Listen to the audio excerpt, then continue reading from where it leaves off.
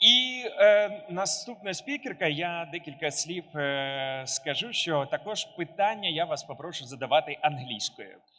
Так, ну що, пані Барбара у нас зараз на черзі. Дуже цікава спікерка. Вона професорка інженерії Оклендського університету у штаті Мічиган, США, авторка одного з найпопулярніших курсів Курсера про learning how to learn і книг про ефективне навчання. Це Барбара Оклі. Тому я думаю, що пані Барбара нас зараз чує. Ми перевіримо зв'язок. Барбара виступить у нас з цікавою темою. Розповідь, як новітні досягнення нейронауки в поєднанні з новими можливостями штучного інтелекту можуть допомогти нам краще зрозуміти та посилити мотивацію і витривалість людини в умовах стресу. Тому, я нагадаю, в Перу зараз 6 година ранку. Давайте пані Барбарі подякуємо оплесками. Вона, я впевнений, нас вже зараз чує. Так, пані Барбара, you're welcome, please. Speaking now. Can you hear me? Yes, we hear you. There you go. I'm actually asleep right now. I just look like my eyes are open. It's in Chile, in Santiago. And so great and warm greetings from the Western Hemisphere. So I will just go ahead and begin here. And what I want to do is just give you a little sense of my background and a few ideas that might be helpful for you. So I grew up moving all over the United States. And the thing is, when you move a lot, it can be really easy to fall off track with mathematics, because mathematics is very sequential. When I was 7 years old, we moved from Texas to Massachusetts. They were suddenly far ahead of me in the multiplication tables. So I gave up on learning math. I just thought, oh, I don't have the math gene. So I flunked my way through elementary, middle, and high school math and science. And it's kind of ironic because I'm speaking to you here today as a distinguished professor of engineering, and I love math and science. One day, one of my engineering students asked me, how did you change your brain? And I thought about it. I mean, I was a little girl who I loved animals, and I like knitting and weaving and things. I knew I could never grow up and do anything technical, but I wanted to, at least I thought, I can learn another language.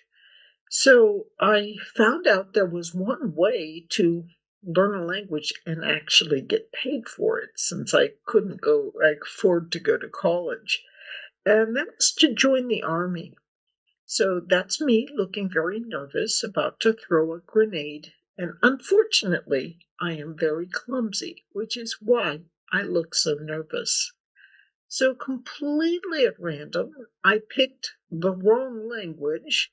I should have picked Ukrainian, obviously, but I ended up working out on Soviet trawlers up in the Bering Sea, and I loved having new adventures and seeing the world through new perspectives.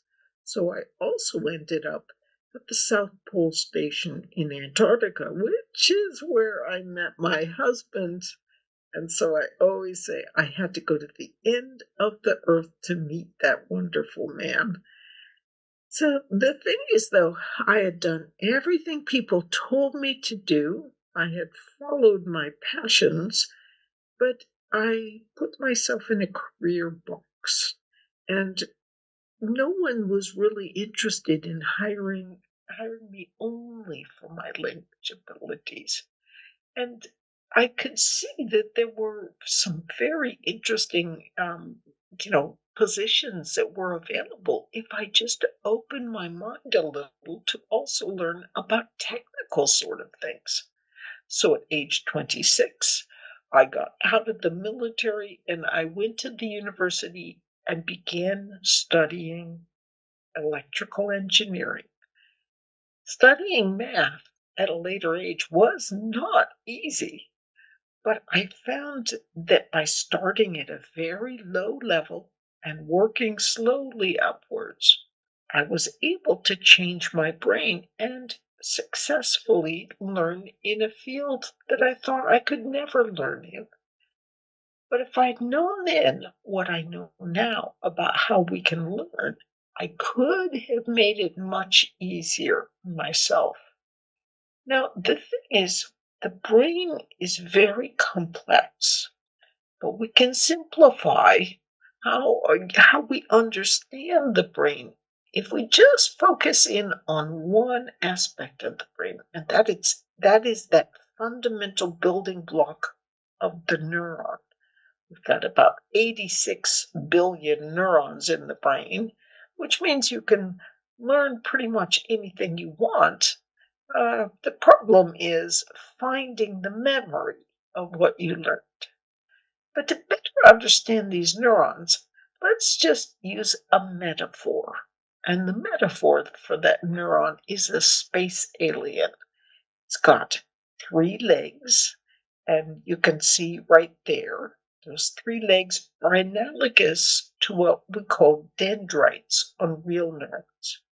And then those little toes on the legs are called dendritic spines. And lastly, we've got an axon, that arm that reaches outwards. And what neurons like to do is they like to tickle the toe of an adjoining neuron. And what this really means is that when you're learning something, neurons are reaching out and sort of sending signals, mostly electrical, a little bit of neurochemical, as they help you make connections in your brain between neurons that help store the memory of whatever you're learning. So when you learn something, you're making physical changes in your brain. You're creating a linked group of neurons. This is whether you're learning how to take a derivative in math, how to do a physical movement in sports, how to conjugate a verb. Whatever you're learning, you're just making a set of connected links in long-term memory. Now, how do you strengthen those sets of links? You practice, but practice in a specific way. So if you don't practice, what can happen is your little sort of synaptic janitors sweep those dendritic spines away, and you can't remember what you've learned. So ultimately, what you want to do is you want to create nice, strong links in long-term memory that you can easily pull to mind whenever you might need them. Now, what is important to remember is that you can use the prior knowledge of some concept you've learned to more easily learn new ideas. And that's why we teachers often love to use a metaphor. A metaphor is here's a simple example. When you were a little kid, you would play with the water, you'd have lots of fun. And it actually took you a long time to realize what the flow of water is, what current is. When you get the idea of current, that is, that flow of water, you can use this fundamental conception, which is actually a set of linked neurons, to more easily bridge into new ideas like the flow of electrical current. So you say the flow of water is like the flow of electrical current, and you can use that previous clump of knowledge, it's like already shaped, to help you more easily acquire that new idea. Metaphors are so powerful. They're one of the powerfulest tools that we have in learning. How do we come up with metaphors? Simple. Just use ChatGPT. So let's say that you're trying to understand the difference between main guard and scope in Python programming. You may be a teacher, you may be a student, but you're trying to understand this idea. Ask ChatGPT about it, and it will come up with a wonderful metaphor. It says that sort of the Python, main guard is like the gatekeeper of a castle, and scope are like the rooms within the castle. Of course, it will give you a lot more information besides. You can, when you need help with learning, don't just ask for one metaphor unless you like it. You can ask for 3 metaphors, 5 metaphors. Tell ChatGPT or Gemini or Claude a little about yourself, and it might give you metaphors in terms of your favorite hobby. So metaphors are really powerful, and that's a great way to use ChatGPT to help you with your learning, your teaching. Now, the one thing, though, is remember that learning involves creating those good, deep set of links in your own brain. So if you're always thinking, oh, I can always just look it up, I don't need to remember it. Well, guess what? You cannot think critically about generative AI. In some countries, they have thought, oh, conceptually understanding an idea, like kind of getting the rough idea of how multiplication works, is good enough for students. They don't need to memorize the multiplication tables because you can always look it up. Now what they're finding is that approach to teaching is really harmful, because a student who, like if I say to you 12 times 12 is 299, something inside you, I hope, says, no, it's not true. It's 144. But a person who has not internalized that multiplication tables, they can type 10 times 10 into a calculator, make a little mistake, get out 1,000, which is 10 times bigger than it should be, and they'll say, looks good to me.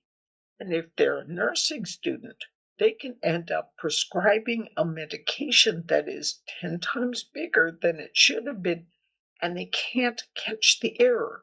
Because the only way you can think critically about what's happening on AI and you get from them is if you have that knowledge within your brain. I have a friend who wrote a book. He used ChatGPT to help him. It was a thriller. Gave me this 260-page book. It was the worst book I have ever read in my life. It had flat characters, predictable. It was just, it's dreadful. And the thing is, though, he's got PhD. He's a really smart guy. But as great writers will tell you, to be able to write well, you must read. You need to internalize what good writing, what good novels actually look like. He had never done that. So when he got this novel back from ChatGPT, he thought, looks good to me. And it was, even though it was terrible, you must have links in your own brain to be able to think critically about AI. Now, I'm going to ask you a question quickly. So I'm going to give you 4 different techniques that help students to learn effectively. What I want you to do is get into mind the one technique that is best. Is it rereading or highlighting or underlining? Or is it retrieval practice, recall, like using a flashcard? Or is it using concept maps? Okay, so we don't really have the wherewithal for me to do a poll right now. What I'd like you to do is get in mind what is the favorite or the best technique. And now I shall keep you in suspense. Okay, the best technique for learning effectively, not only to remember, but at a very deep conceptual understanding level, is retrieval practice. So retrieval practice, when you first learn something, like right now, you're learning something from me, I hope. You're creating weak links in long-term memory. But each time you pull that idea from your own mind, you are strengthening those sets of links. Sometimes people will say, oh, no, retrieval practice isn't the best technique. It's teaching. Teaching is the best way to learn. But what are you doing when you're teaching? You're using retrieval practice. You're remembering things and bringing them forth. So this retrieval practice has been shown in hundreds of studies to be the best approach. And one thing I should say is that retrieval practice, it's not just for simple facts and concepts. Michael Nielsen, the physicist, used retrieval practice to help him kind of bring to mind each day as he'd go for a walk key ideas of a complex theorem. And this physics theorem was proved in a very difficult manner. Do you know that by day, retrieving and thinking about this complex idea, Michael Nielsen came up with a new way of proving this theorem that was far simpler than the previous idea. But we want to apply this to something that goes on in your everyday life.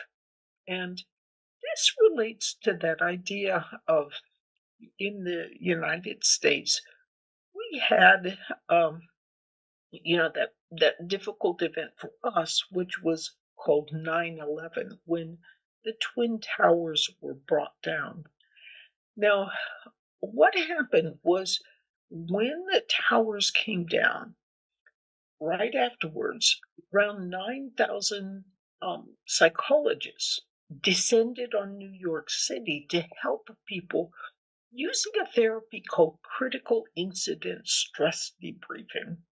The idea of this debriefing is that you talk about traumatic or stressful experience as soon as possible after that experience and kind of get it out of you. Well, now, if you think about this in terms of what I had just talked about, how important it is to retrieve in order to learn something new, you begin to realize that for new learning, yes, you want to be able to retrieve. But for stressful experiences, the worst thing you can do is use this kind of approach of thinking, pulling back to mind this, whatever the stressful experience is. And indeed, in New York City, they found that people were actually getting worse after being, using this therapy. So the key idea here is differentiate your experiences. In fact, so if they are experiences that are stressful, well, then, you don't want to retrieve those experiences. But if they're new, positive learning, you want to go ahead and retrieve those positive experiences. So just differentiate between these different experiences. And overall, I want you to remember back in the day, a couple decades ago, neuroscientists thought, oh, we're born with all the neurons we'll ever have. They'll gradually die off. We'll get dumber than we die. It was really depressing. But fortunately, it was completely wrong. Now we know that new neurons, whatever your age, new neurons are being born every day, especially in the hippocampus. And those new neurons have special qualities. They help you feel better. Part of the way they do that is they kind of come in, they nestle into your little lattice of learning neurons, and they can help disrupt traumatic memories, but also they can help to encode new memories, and they really help you feel better. So the best way to move forward actually is to integrate learning into your life.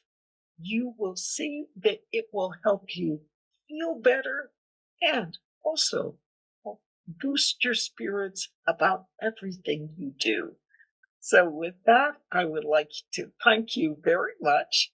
There's much, much more.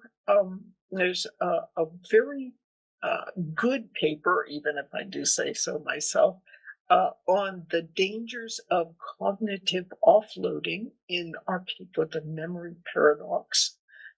You can also find more online courses. You can find a link to this PowerPoint, and I am, whatever I can do to help support learning for you in Ukraine, and what you are doing for In Science Conference 2025.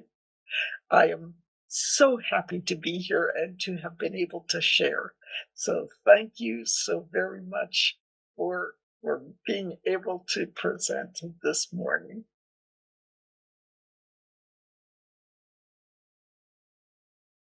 Thank you, Barbara. We have time for 2 questions. У кого є запитання? У вас є така можливість задати запитання пані Барбарі. Я впевнений. У вас є. А можна ось, будь ласка, мікрофон? А от ліворуч, будь ласка. Hi, Barbara. Thank you so much for your presentation and for waking up so early to tell us something interesting. I was wondering if this the method you told us about learning, does it differ for older people and for younger? So, for example, if I want to share this practice with my father or my grandfather, does he need to do something different to receive the same results in learning? So, are there any advice you would give for older people? Thank you so much. It's a great question. It doesn't differ at all. It works whether you're a child or whether you're a much, much older person. I use retrieval practice myself. Maybe I can show you. Let's see if I can get on. I like to, there's a lot of flashcard apps out there. And so I'll just show you one. And if I can get on here, and we'll just momentarily, quickly. I love this app because what I do is I like to load like a paper on to, this app called Smarter Humans. And sometimes you can see what I did here was I took a research paper and I created I loaded it onto ChatGPT and I created a kind of a summary version of it. And then what I did, notice that let me find a regular paper though. Let's see. Here we go. Okay. Let's get something that looks pretty. Okay. So, what we got? Okay. Okay, default mode in creativity. Okay, so I can load a paper of my choice, and then if I press this button right up here, it will create a bunch of sample flashcards of what it finds to be key ideas within the paper. So what it's doing right now is on the left, it's generating a bunch of flashcards, and then I can go through and I can save flashcards that I think are good. I can edit them. And what's really kind of cool about all of this is that also I can, I can practice my flashcards that I am working on, and see how I can just check a key idea from the paper. I can see the answer. I can rate myself, but here's the key idea. See this source? This flashcard system links back to the source. So I can easily go back and say, wait, what was the picture of the interior cingulate cortex or whatever? And it allows me to go and check from the very source itself. So using flashcards like this, it's amazing to me, but there are literally hundreds and hundreds of research papers that show that this is a valuable approach, the most valuable approach for learning, no matter what your age. Thank you. Можна мікрофон ще? А давайте, щоб швидше я свій передам, будь ласка. Hello, Barbara. Thank you so much for taking your time to share your valuable experience with us. I have a question in regards to the studies. You mentioned that we could learn everything, but is there any studies to explain the fact that for some people it's more difficult to study different subjects? Let's say for some people it's more difficult to study math, and for someone it's easier. So are there any studies or proof why it happens? Is it because of neurons and actual brain, or it's because we study differently, it's because of the methods of studies? Are there any studies on that? Thank you. That is a really penetrating question. And what I'm going to do is I'm going to give you a really quick glimpse of sort of a little sense of why there is a difference in how we learn. So, this is just a little glimpse of the difference, and so there's also other kinds of ways that we can differ. But this is really cool, so I'm glad I have the excuse to show you. So, let's go over here and, oh, no, wait, stop. Come here, come back here. Okay, hang on a sec. And let's see, let me get down here. And, okay, come here. And that's where I want to start you. Okay, so I talked about sets of links that we form in long-term memory. Now, there's two different pathways we can use to create those sets of links in our long-term memory. And those form different types of, it's like, it learns it in a different way.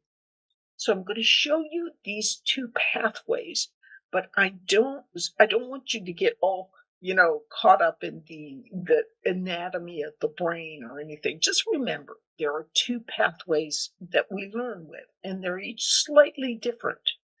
The first pathway takes information from the front of our brain where we briefly hold it, called working memory. I like to abbreviate that with an octopus. It takes that information through the hippocampus into long-term memory. That's declarative learning. That is how we learn when someone explains things to us. The other pathway is that automatic pathway, and that is through the basal ganglia. You are not aware of how you learn in this pathway. Now, the thing is, there was a very famous kickboxer in the 1980s. His name was Bill Wallace. He had damage to his right knee. So he learned to just use that knee as a pivot point. And he practiced so much with that left leg that he won the world championship. He had a wicked fast left leg, even though his right leg was damaged. So the thing is, if we look at these two different learning systems, the declarative and the automatic, they're kind of like two legs of learning. If one system is maybe slightly damaged, the other system can become more powerful. So if we look at this, we need both types of learning. But if we look at this in a slightly different way, that blue box is the declarative explanatory pathway. The orange box is that automatic pathway. If you know Daniel Kahneman's book, Thinking Fast and Slow, that blue pathway is the slow thinking, and the orange is the fast thinking. And if we look at, like, you're solving a math problem, so generally you're conscious of it, and your working memory kind of works with your hippocampus to step through the math problem, and you're conscious of it. The other way of learning is this non-conscious basal ganglia way of learning. If you've ever driven home and then you've done it dozens and dozens of times, and then you drive home one day and you're like, how did I get home? That's that basal ganglia pathway that allowed you to do it. Not conscious of it, but you would learn something. This is how you learn physical sports. Like you hit a baseball once, so you tell your basal ganglia, hit the baseball. You see the result of hitting the baseball, but you don't know the magic that is occurring within that basal ganglia that's allowing you to learn to hit the baseball. What's in that basal ganglia? It is a deep neural net. And that has, like, these little circles are neurons, and the lines are the axons, dendritic spines, and dendrites to the next neuron. It's called a deep neural net because it has deep sets of layers. When you hit that baseball, you hit it the first time, then you hit it again and again, and you're strengthening some of these connections and you're weakening others. And this neural net inside you is not just for physical sports skills. It's actually also for how you learn your native language. It's also how you learn the patterns of mathematics. Now, some individuals have a stronger basal ganglia system. They can easily see the patterns of numbers.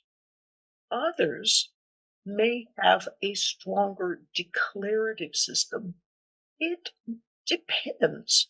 They may be able to see the patterns of numbers, but they learn math differently and perhaps more slowly. Even though you're learning in a different way, though, you can still learn math. And sometimes learning a subject more slowly can allow you to learn it more deeply. And an example of this is the great economist Friedrich Hayek, who said he was a very slow learner.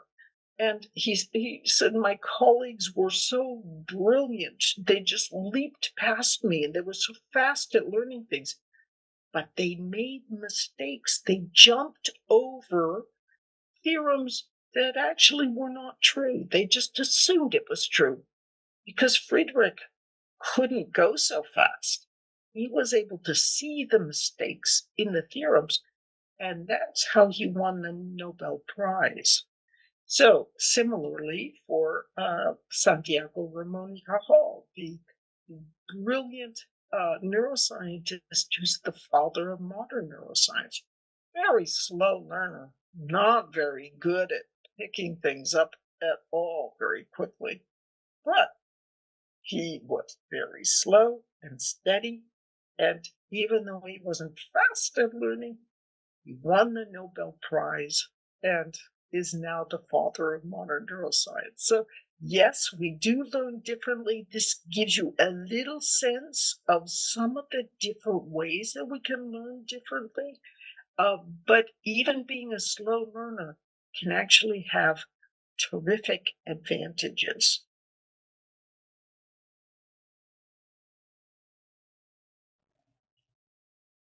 Thank you.